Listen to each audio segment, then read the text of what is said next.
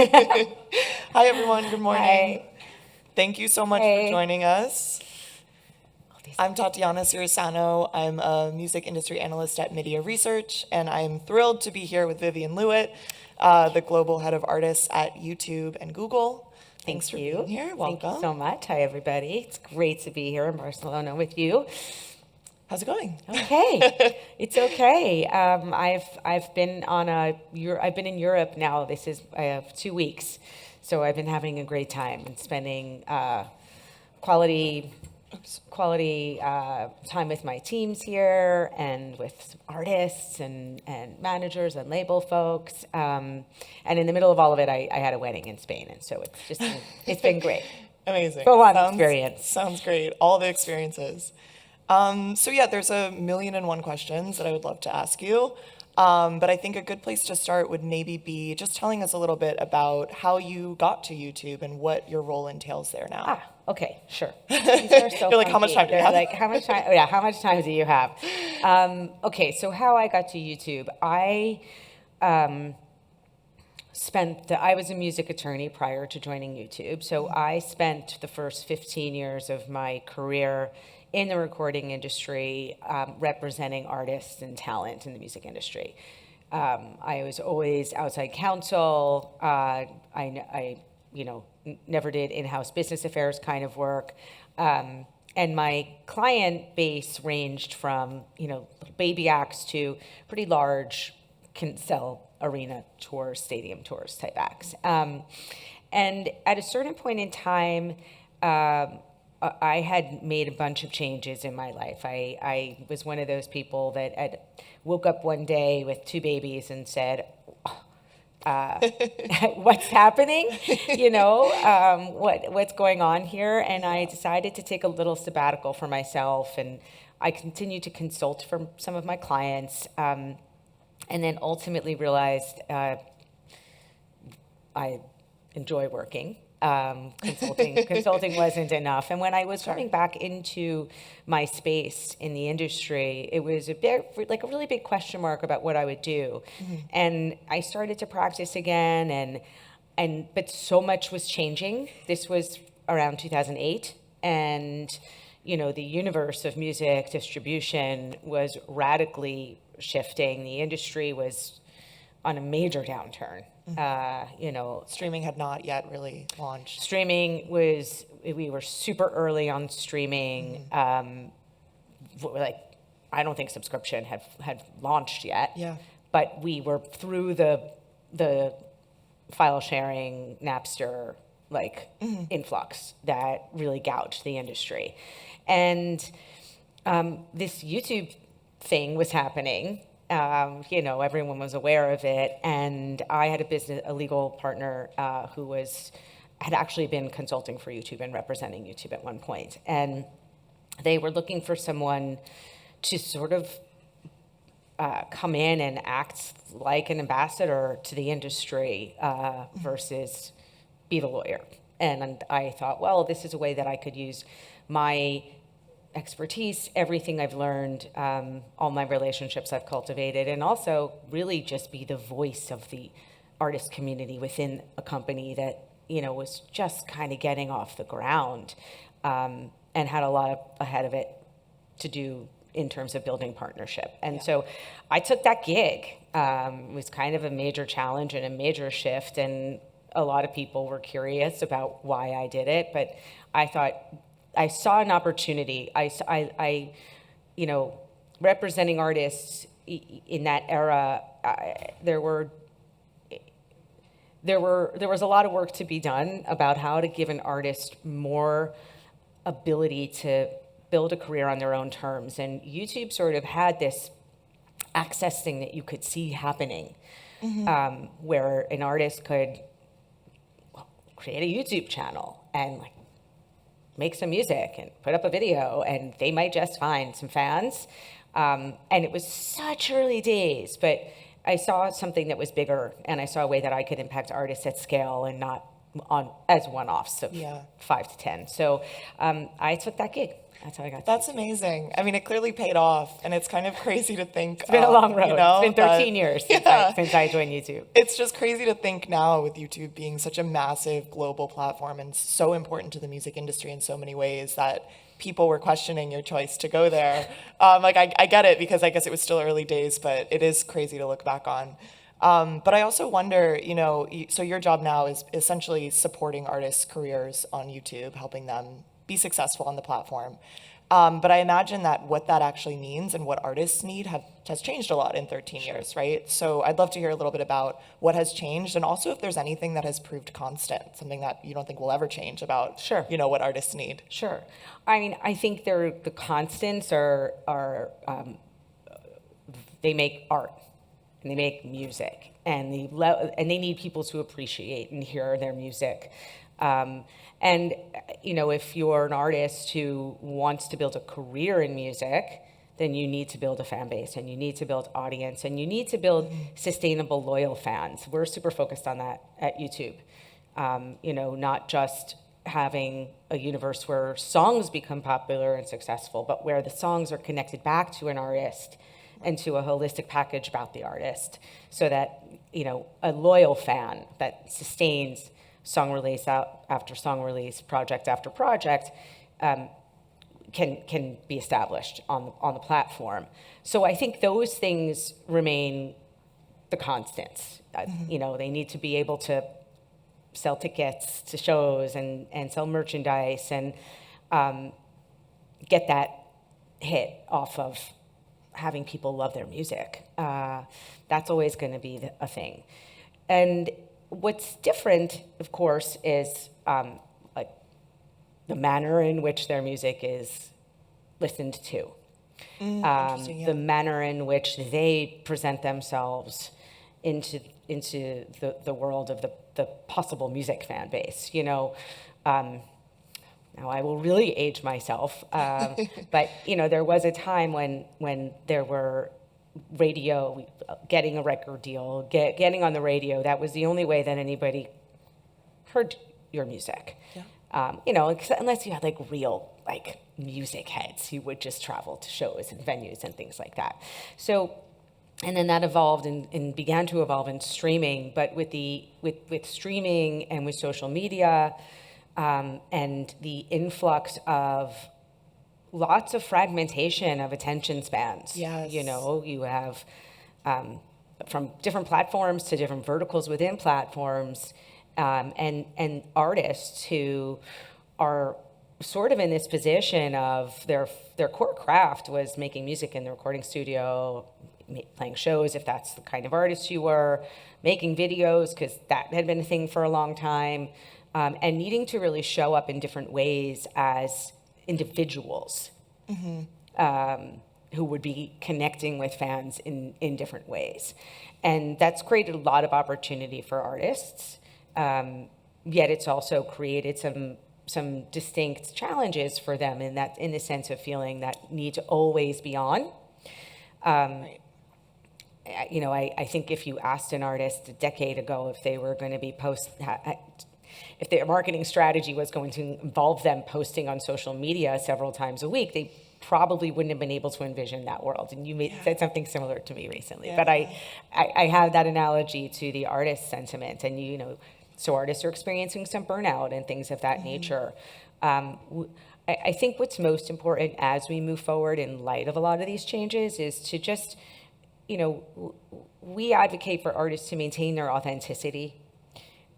We try to build strategies and educate the artist community and the label community on how to release music using multiple levers. For instance, on YouTube, there are multiple different formats, from short form to music videos, which are now long form content, to live streaming, different ways of engaging on the platform that holistically can tell a story about the artist, that the artist doesn't have to necessarily feel that they always have to be out front, right? Enough of a story can be told in a holistic way that their fan base can feel connected and feel engaged, And then the one word I would add to everything I've just said is participation. You know, you and I have spoken about this, UGC fan-uploaded content was something that has been building and growing on YouTube for a very, very long time. And I always looked at that as kind of the ultimate kind of fandom. That's one thing that has shifted. That's a major thing that has shifted. Huge, it took me, I probably spent the first 3 or 4 years of my career at YouTube educating about fan-uploaded content and music video, like music content in third-party videos, dance videos, beauty videos, things of that nature, that had a way of like aiding in discovery of artists' music and actually growing their fan base. And you know, there are some great examples of stories as artists started to recognize, like, wait, this is kind of cool, and there's beautiful things that happen. I had a story from way back at a Grammy event around the time that Uptown Funk was released by Mark Ronson and Bruno Mars, and I saw Mark at this event, and I was like, Mark, did you see the high school kids dancing in that video to the song? And got all emotional. He's like, yeah, it was so beautiful, you know. And so I think there was a moment when that started to take on a recognition. Yeah. But how it has evolved now, as I'm sure many of you in this room are keenly aware of, is the participatory nature of the fan base. Is this need to be interactive and create with music, which has been, you know, I would say today that user base, and many of them are hobbyists even. They're not necessarily what we would recognize as YouTube or TikTok creators or influencers. They're hobbyists. They're kids. They're grown-ups too doing it. They're like a mini street team for artists today in promoting their music, and that's been another really big shift. Yeah, and I also want to point out on that note that the participatory nature of fandom today, I guess, and fan expression is a trend that's been happening for a really long time, ongoing for like a decade. And it's something that kind of started on YouTube and has been just increasing since. I remember, you know, fans uploading just cover song videos in like the 2010s. I did a podcast episode on music videos recently, and we were talking about the OK Go music video on the treadmill, dogs. and how like people were making their own version of that, Right, and uploading it to YouTube. So just to pause on that and note that, you know, this has been an ongoing trend, and also it's something that started on YouTube, so it's very ingrained in the DNA, I think. Yeah, very much so. And the unique thing about what has happened on YouTube with relation to this fan uploaded content is that it's become an entire monetization ecosystem. Yeah. So, you know, it's kind of like paid promotion to an extent. Not that you not pay or play, not like you pay for it, but YouTube pays. To be clear. YouTube pays music, to be clear. YouTube pays music rights holders when fans upload a video that has music of the artist in it. And that remuneration has increased over the years as our ads monetization has increased to be billions of dollars a year. You know, in 2023, July 2022 to July 2023, YouTube paid $6 billion out to the music industry, and, you know, globally, all rights holders. Massive. And of that $6 billion, 30% of it was from fan uploaded videos on YouTube that had music in it. So it's really a creative economy that has evolved from these fan uploads. So it's a combination, the value of it is a combination of promotion and also revenue. Yeah. And how does that impact music videos on the platform, I guess? Like, what has changed about the way that fans are engaging with these different types of content? It used to be that watching music videos was the way that you engage with the favorite artist, and now it's sort of like making your own music videos. So, like, how do you see the interplay between those things? How are music videos doing today?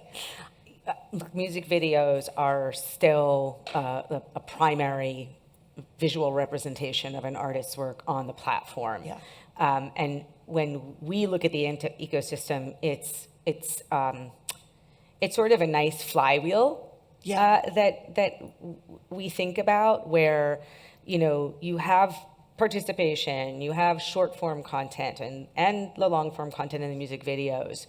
And on top of that, you have visualizer videos and art track videos, all the different ways that from a strategic perspective, one who's marketing an artist in a release cycle can get bites at the apple for both discovery and deeper consumption and fan building. So we look at the flywheel as an interconnected, format-driven approach where short form video in YouTube Shorts is sort of like a gateway to discovery, but we're focused on that not being a passing, fleeting scroll, right, but more about that then needs to drive to longer form consumption of individuals who are potential fans, returning fans, who will then engage with the longer form content in the music video and then go deeper into the other content on the artist channel and really want to get to know them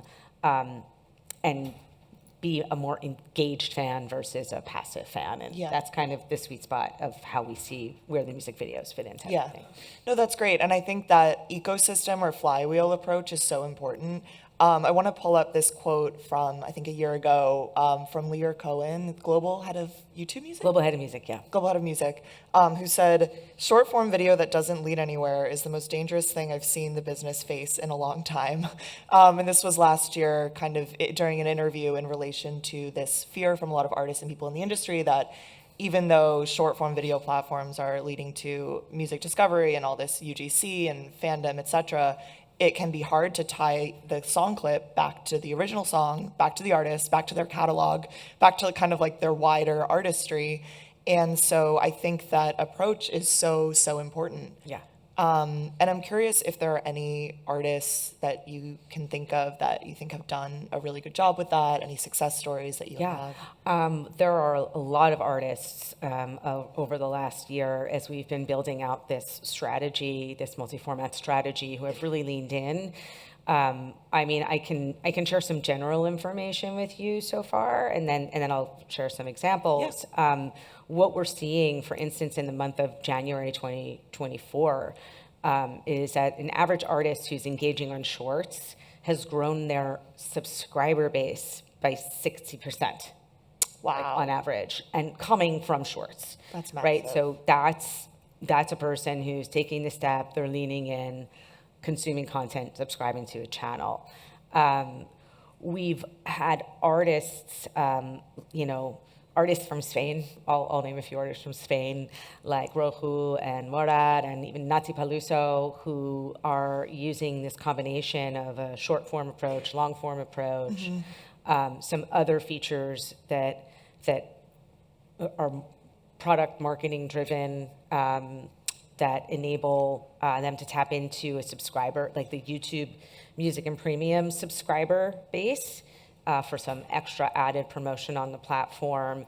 And they're really seeing success. They're growing their subscriber bases. We're seeing growth in the connection between the number of people that are hearing a clip of music in a piece of short form content and are then going to the long form to consume it. Mm-hmm. So we're focused on building that flywheel, and we're tracking all of the and also YouTube Music. There's just, you can do everything within the YouTube ecosystem. Yeah. And that's a good point around YouTube Music. That's where we kind of have some other opportunities, like the YouTube After Party, for instance. Yeah. Which is what I was mentioning, where we have, as a membership perk, there's special content that's provided to YouTube subscribers, but it gives the artist an opportunity to release a piece of content to everybody, and then after that have what I think about as like the meet and greet after a live show. But it unlocks a lot of promotion for them on the platform. Yeah. So these artists are tapping into all these different ways of engaging with their fan base in a very coordinated way across content types. Mm-hmm. Other artists that we've seen do this ranges from Taylor Swift to Karol G. and they're seeing massive growth in subscriber numbers, like some of them hundreds of thousands. Amazing. Yeah.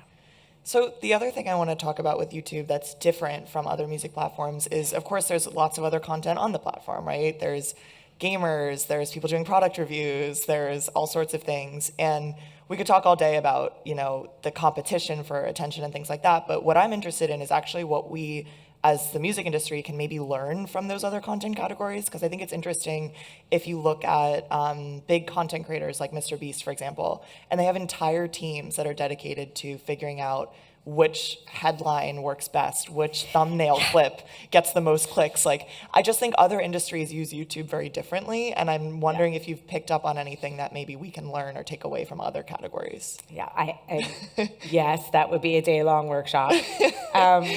It's interesting. I will harken back to the early days of YouTube briefly, and this was just as, you know, you think about Mr. Beast now, and he's like a global superstar. Massive. You don't know many people who don't know the name Mr. Beast. But back in when I first started a decade ago, let's just say, creators as a influential type, a public figure type, were really just starting to be a thing. And at the same time as that was happening at YouTube, we were also trying to bring different kinds of creators onto the platform, professional creators, be it a music artist or a music media outlet that we were thinking, well, this channel could be editorial and curatorial and sort of like another mini version of what was MTV the years prior to that. And like Hollywood kind of producers. And we were funding them to start YouTube channels and make professional content on the platform. And what we found in all of it, music channels aside, because they were different and some of them were still around and some of them were very successful, different content type. But the professional studio-made content was not what was successful in that whole foray. It was the creators who were already starting to come up, who got some of the funding, who were successful. And I remember one of them speaking with us at the time and being asked a question very similar to what you just asked. And the answer was, I just speak directly to the camera. I speak directly to my community. My lighting is an iPhone flashlight. No frills.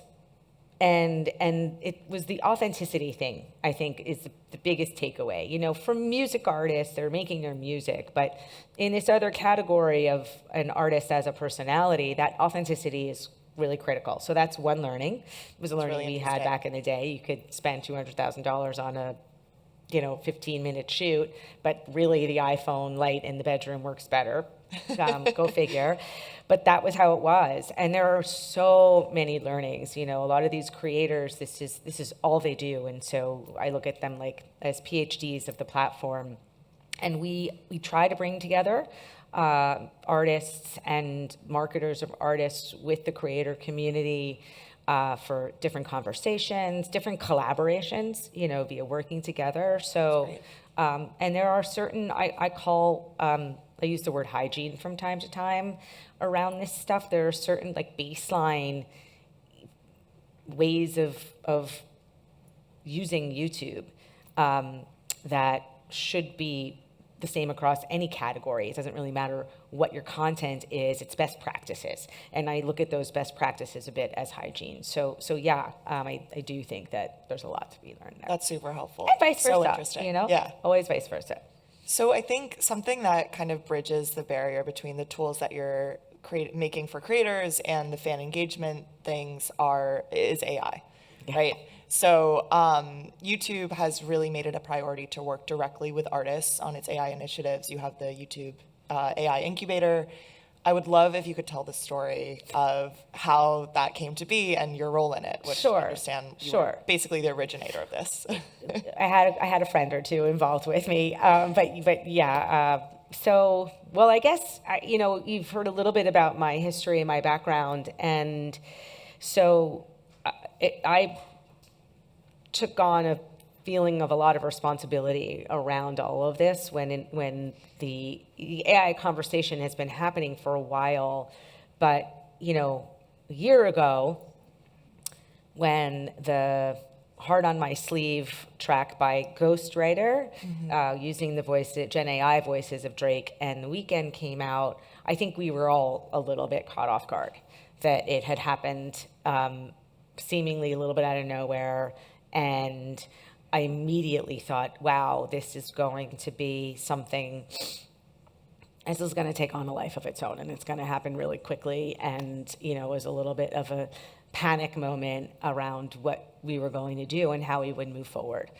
A couple of baseline things that I would note that were personal to me. One, in the days of when Napster and other file sharing companies were trying to move in, well, Napster wasn't, but companies like Snowcap and Mog and even Spotify in the early days, right? We're trying to forge licensing deals with labels. My law partner at the time was representing them, and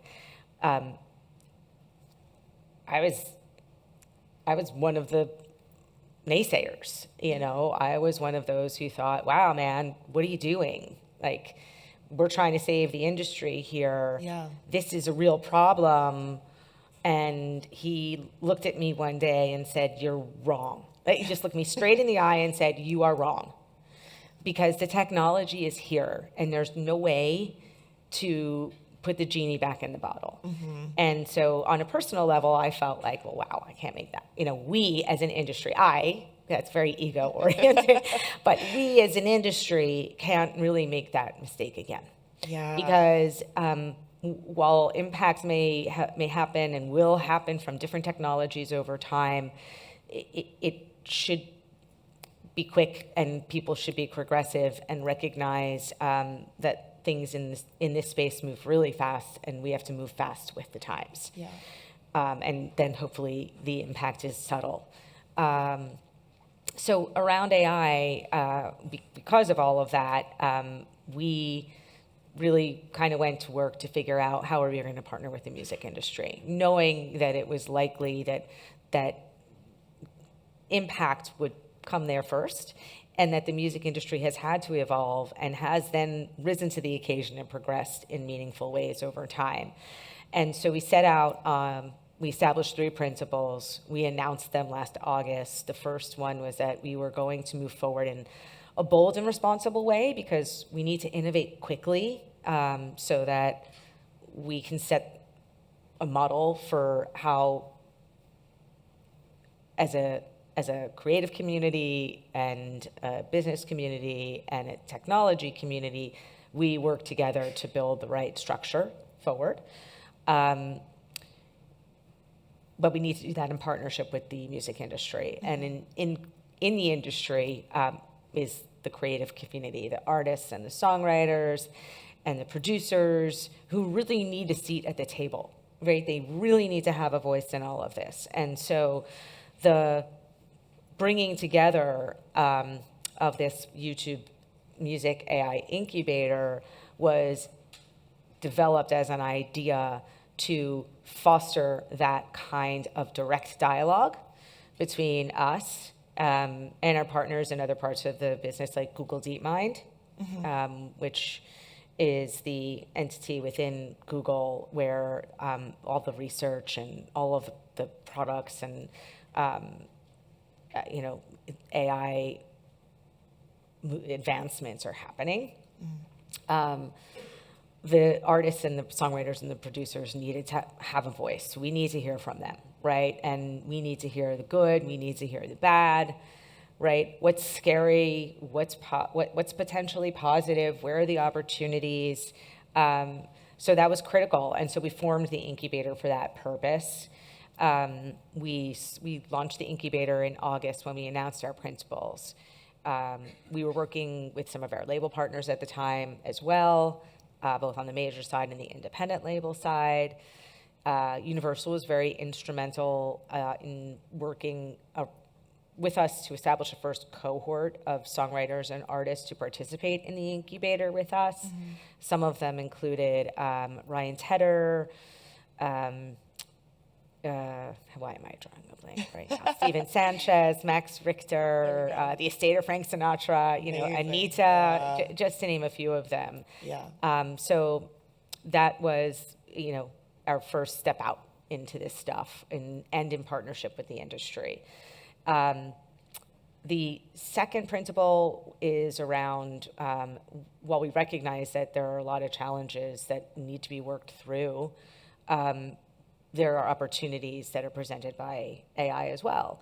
And if we're going to move forward with our partners who choose to participate with us, we want them to receive the benefit of that by way of monetization, controls of their rights and likeness, and attribution. And then the third is in the realm of trust and safety, because, and this is almost a year ago now, so much of this is like, there's been movement on already. Yeah. So I'm just laying the foundation for you. But the third was trust and safety, and knowing that there are different risks that are evolving now in light of AI technology and synthetic generation of content. We need to evolve our policies at YouTube to ensure that we're protecting the community. Amazing. And that's such an interesting full circle moment, both for you and for the industry. So it's a really interesting story, and I think it's great what you guys are doing. Yeah, and I will say, one couple of other things I would add. Yeah. I think the value proposition around AI for music sits in a couple of different areas, and one of them is in creation. So in November, we announced the development of tools for professional musicians. We now call it the Music AI Sandbox. It was featured at Google I/O 2 weeks ago. Featured it by way of it's in development. It is not something that is widely available. The artists and songwriters in our music incubator gave us a lot of feedback, which has led to the development of these tools intended for professional musicians. So that was really one of our first experiments. We think it's really important to experiment in this space, to know how best to move forward, to know how we're going to build technology that is going to be valuable for artists, help promote artists, and be valuable for the creator ecosystem on YouTube and users on YouTube. So creation is one of them, and then the other area is fan engagement. Yeah. And we launched another experiment in fan engagement in November as well. The same time as we announced the development of these music AI tools, we announced an experiment which we called Dream Track. It was only in the United States.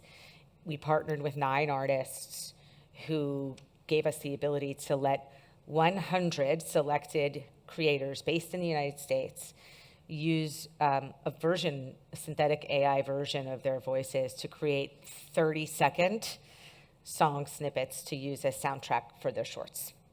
So 100 trusted creators in the test, 9 participating artists who partnered with us. Included in that list were Troye Sivan, Charlie XCX, John Legend, T-Pain, of course. Great list. The others are escaping at the moment. Papoose, who's the head of hip hop at TuneCore. And we've been watching that and learning from that test. We put a lot of guardrails on it to ensure the safety and protection of the artists. One of the things we found, though, the creators were really concerned about not posting any content that would be in any way upsetting to the artist. And fortunately, it's been really great and harmonious. And we're learning a lot from that, and we're considering new experiments as time goes on. Yeah, and I think the key word there is really experiment. I think that's a really important way to go about it, because we have to try to see what works and what doesn't work. Yeah. And be willing to be okay with it if it doesn't work and try something else, but you won't know unless you try it. So I think that's great. Exactly. I mean, on that note, I guess, is there anything that you've learned about so far with this where you've said, okay, actually, this doesn't work. We need to do something else? I think there is a sweet spot space that we need to find where the creators can utilize a tool that gives them some level of flexibility to be creative themselves. And from the artist perspective, ways that will really tie back to and accrete benefit when they're releasing music to the music that they're releasing. So, we went out with something that was kind of like very straightforward. And as typically you find in life, not that much is as straightforward as we think it's going to be. And we knew that starting out, right? We knew that wasn't going to be the thing.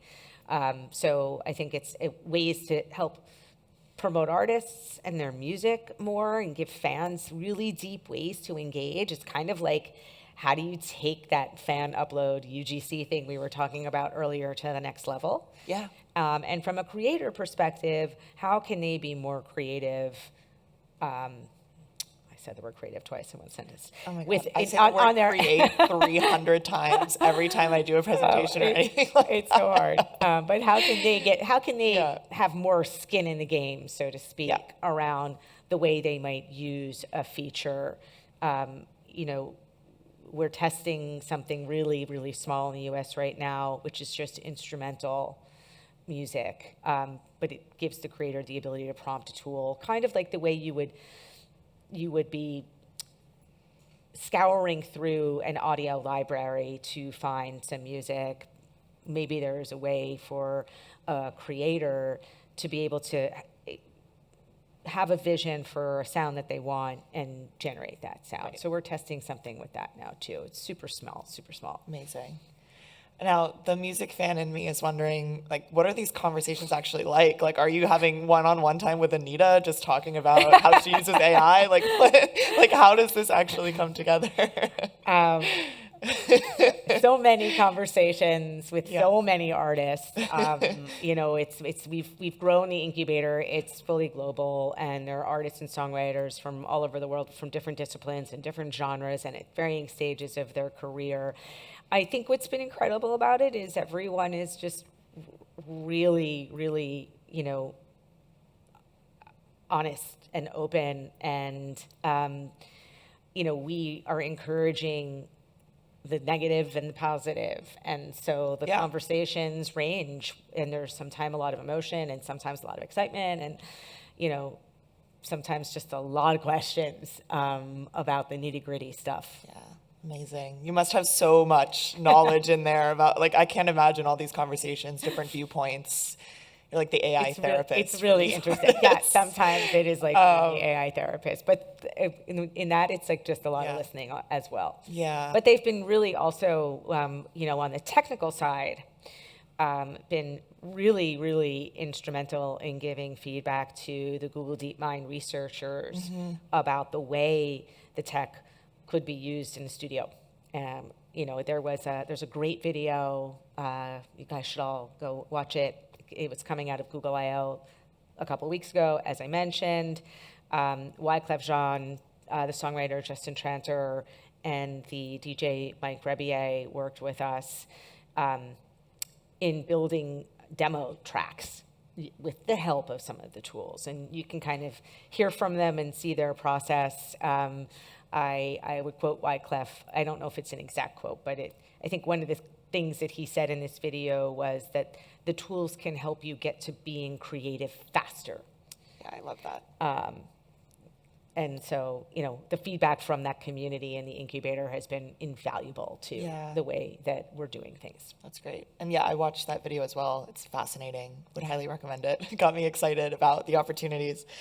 So before we wrap up, I want to touch on just how global a platform YouTube is, because, we're at such a global conference right now. The industry is increasingly global. And YouTube is massive. I mean, we find at MIDiA through our research, it is the #1 way that people consume music globally is through YouTube. And I know you have localized versions of the app in, I think, 100 countries or more. Yeah, 100 countries. So can you just talk a little bit about the global impact and Sure. maybe, if there's different ways that you have to approach supporting artists Sure. in different places? Sure. Well, the global thing is so real. We've watched that over time. I probably should have mentioned that as part of the evolution of the way things have changed over the years, and it is that global nature of the music industry and people listening to music. There's a diaspora of music coming out of India and Canada. There are artists here in Spain who are collaborating with French rappers like Morad and the artist Jules. Why? Because they are exposed to one another's fan bases through the streaming technology, through YouTube. They share fan bases, so they share commonality. YouTube Analytics shows an artist, like, where am I most popular? Where are artists consuming the most of my content? And how do I then get to them, so to speak? And so we look at opportunities where we can provide support to really expose an artist more globally. We for instance, just this week, Nati Peluso has a song coming out, which is a collaboration with the Argentinian artist Duki, right? It will probably be huge. Yeah. But we have some promotional YouTube music billboards in the United States, and she will be featured on a billboard in Miami and New York tomorrow. Today's Thursday, right? Tomorrow. So we look at ways that we can support artists around the world as much as we can, and not just think about things in a very local and closed way. And the ecosystem itself, as well as the analytic data that is available, fosters community that extends beyond country by country territories. Yeah. And we just see if you look at the charts on YouTube, if you look at the global charts on YouTube. It's fascinating. It's completely fascinating. Different everywhere. It's really different. And, Local charts, you see a lot of crossover. Local country charts, you see a lot of crossover. But when you look at the global chart, you really see what's happening on the platform. Yeah. Because I would say 1 out of 10 of those artists are from actual markets you think of traditionally as the major music markets around the world. And comparing that chart to charts on other platforms also just goes to show always how global YouTube is, because it's always completely different. Yeah. So all very fascinating. I could talk for another hour, but I want to close it out with a couple of fun rapid fire questions. Okay. So you're in the hot seat for a few more minutes. Here we go. I know it will probably be hard to pick one, but can you share a favorite memory or memories of working at YouTube? Oh my gosh. I'm sure you've had a lot of funny moments, meeting artists, I'm smiling going when to I'm events, answering this question. Lots of things. There's a few standouts. I had one very recently. Benny Blanco, the artist producer, wrote a cookbook. And Google out of New York does these talks. It's just a nice thing for employees, and different authors and folks come in and have conversations. And his publicist set him up with a Google Talk, and the Google team that works on the talks asked me to moderate it. And I know Benny, and I'm very fond of Benny, and I thought, oh, sure, that'll be a lot of fun. And then I went down the rabbit hole of his cookbook and embarking on doing exactly what you're doing here. And I have to say that was a standout. Great memory at YouTube, because it was really quite a blast. It's also on YouTube. Okay, we'll check it out. You can check it out and get Benny's cookbook. I'm plugging him, but it's great. I was laughing out loud. That's so fun. I don't read and laugh out loud typically, especially a cookbook.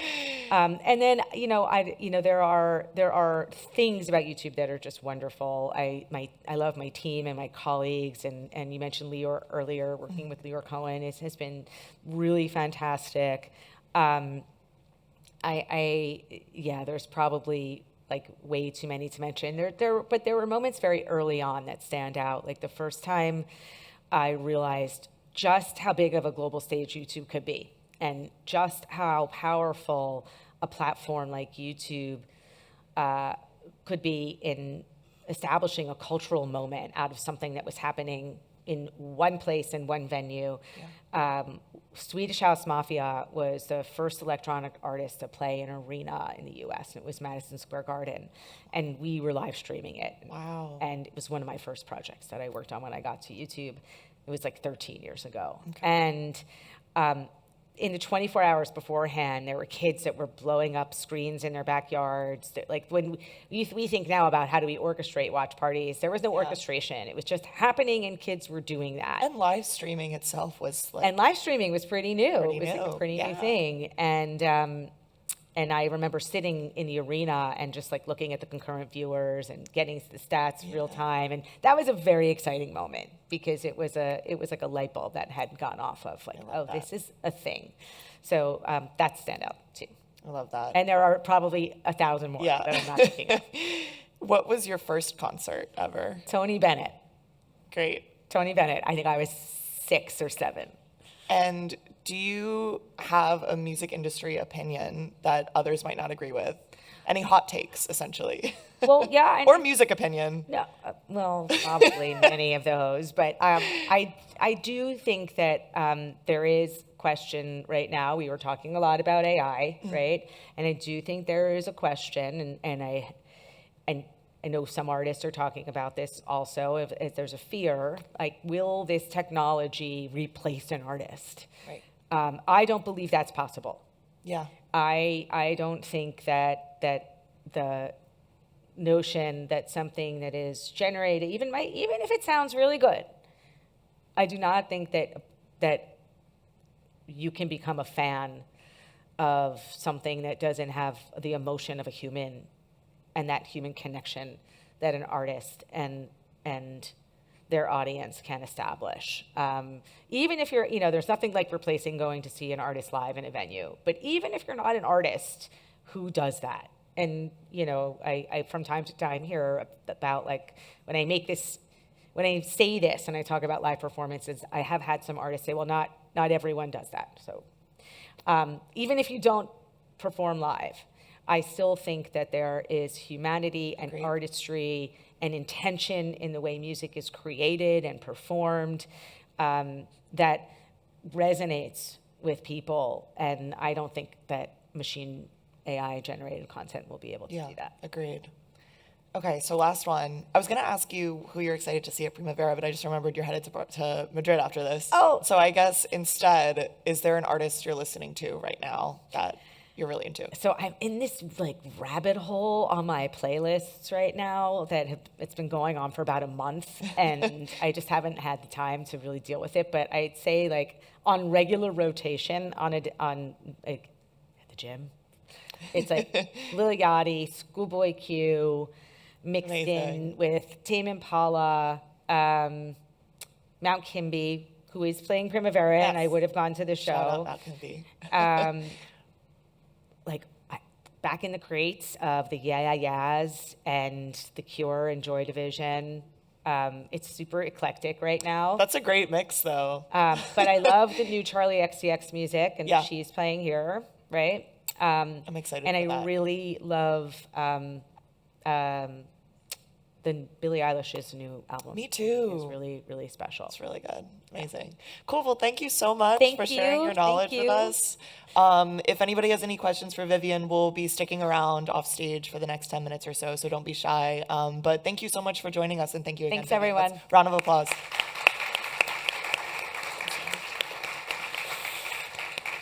All right.